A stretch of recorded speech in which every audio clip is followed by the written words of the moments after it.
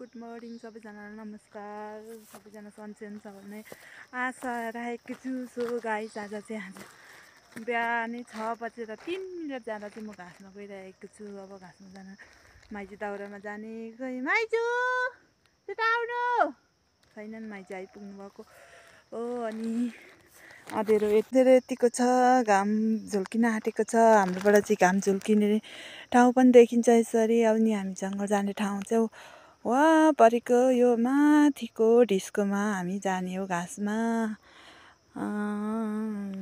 बिहा चाहिँ यस्तो छ, यी बुटसुट रङ्गिला लगाएर आइजु पनि डोको लिएर आइसक्नु भएको छ। साथीहरू हेर्नु होला,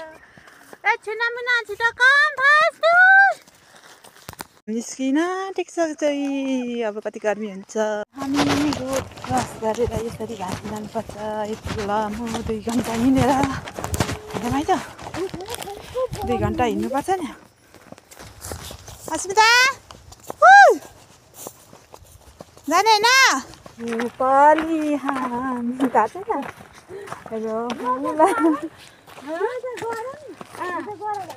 घाँस काट्ने ठाउँमा चाहिँ पुग्न आँटिनौ। अँधेरै छ, खाली छ।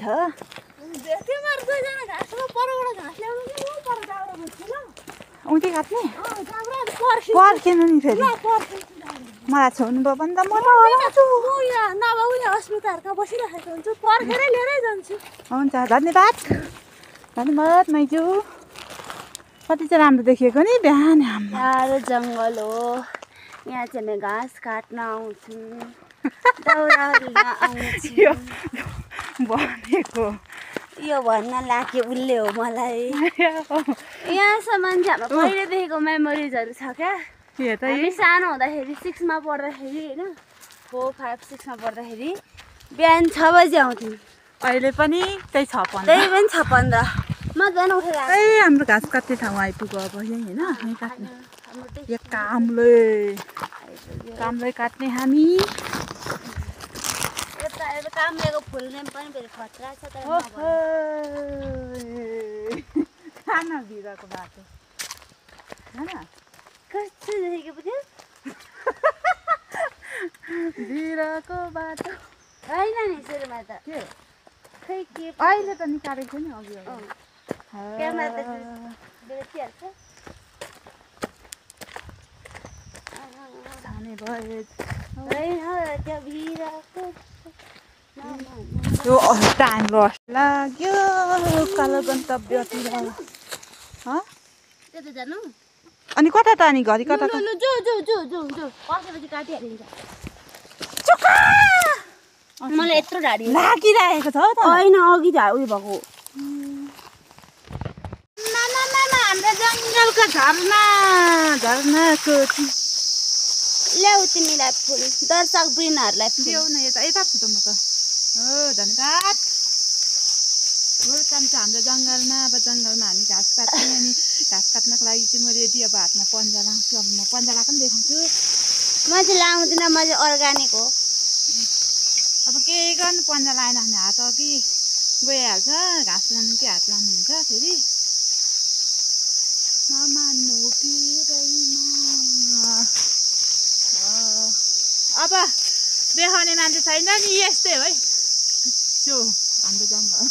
राम खोइ त यो चाहिँ हराउँछ। यो बाबाको हो, के हो? बाबाको हुड्डी हो। मैले काम गर्दा लगाएको, बाबाले काम गर्दा लगाएको। मेरै हो। हाम्रो आउटफिट अफ द डे गरौँ न ल।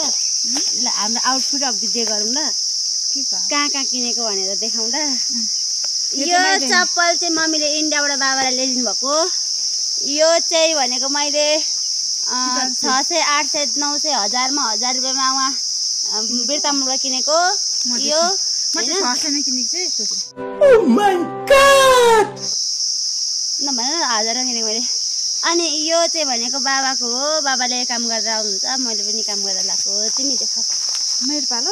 अनि किन बस्नु छेउमा बस्छ नि देख। यो मेरो बुधबारे यो पनि अलिक माथि हो बुट। बुटदेखि सुरु पाक। यो बुट चाहिँ बुधबारेबाटै लिएको हो। कति पर्यो 1000 रुपियाँ होला, 800 रुपियाँ। अनि यो पेन भनेको म 8मा पढ्दाखेरि 10 वर्ष भयो त। त्यस्तै भयो। राखेपछि यो यमै डेट पर्दैन त यो पहिलाकै हो नि 10 वर्ष पुरानो लुगा यो चाहिँ अनि अब के गर्नु घाँस काटेर लाउनु पर्यो नि राम्रो छ चेन पनि छ यहाँ यो भेस्ट चाहिँ भयो 2 कतिमा पर्दा भने नि 12मा पर्दा यो पनि आफ्नै पर्दाखेरिको मम्मीले दिएको त्यतिखेर नि त 1200 तिरेर एकदम माया लाग्छ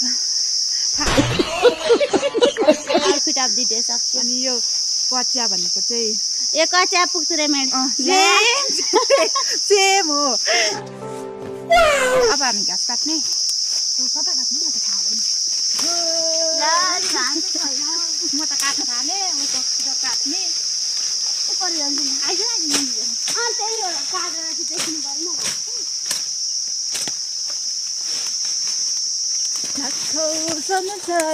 तुझको गई है ठुटी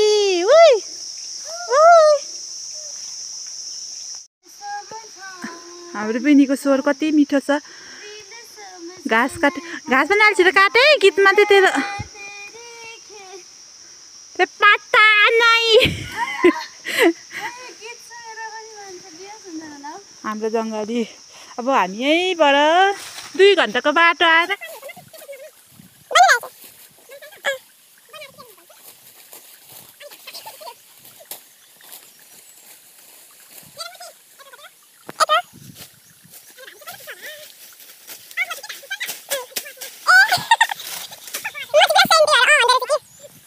त भारी पुगेन कहाँबाट यो जन्नी यो धरतीमा आई ओइ कुन बाटो आएको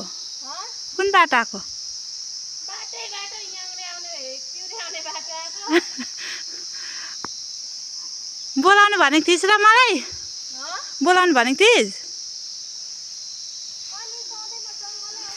तँलाई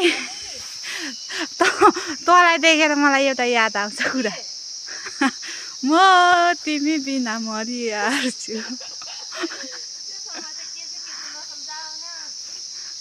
गुमा चिलेर त केटी त तल 3 केजीको चप्पल हो त्यो चप्पल कसरी टकटकाइयो नि कडा हो हामी मैले त देखेको थिएँ कहाँ थिएँ त बनाउँदै त थियो होइन गर्दै थिएँ उता अङ्गालोमा दाउरा कि घाँस बोकेर अनि कहानी सुनिरहेको थिएँ पविले भनेको भने थिएँ उता पिलित्तै त्यो ओइ फ्याट चप्पल थियो होला फिट्यो कि के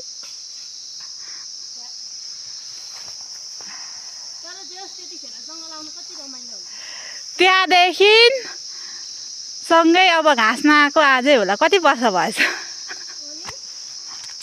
म तिमी बिना मरिहाल्छु लु छिटो आइज अस्मिता मेरो त भारी रेडी अब बोकेर कुद्ने हो लु पुनमले चाहिँ पाखै बोकेर हिँडिन साह्रै धेरै काम गर्छिन् पुनमलाई पाउने मान्छे चाहिँ भाग्यमानी हुन्छ कविता दिदीले चाहिँ अघि नै घाँस काट्नुमा ढिलो आउनु भएको सबैभन्दा होइन सबैभन्दा ढिलो आउनु भएको तर सबैभन्दा धेरै घाँस लिएर छिटो लिएर जाने मान्छे अनि पुनम चाहिँ पाखै बोक्ने सबैभन्दा काम नलाग्ने सडुस चाहिँ मैले छु आओ तुम भी ले लो मजा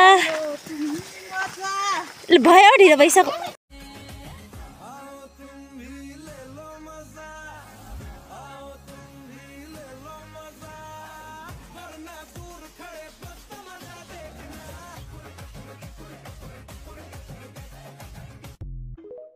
फोहोर आउँदैछन् निताको चाहिँ घर आइसक्यो नि मेरो चाहिँ घर पारी परी परी परी परी परी त्यहाँबाट टक्क रातो टिन भक्टोमा मैले घाँस पुऱ्याउनु पर्ने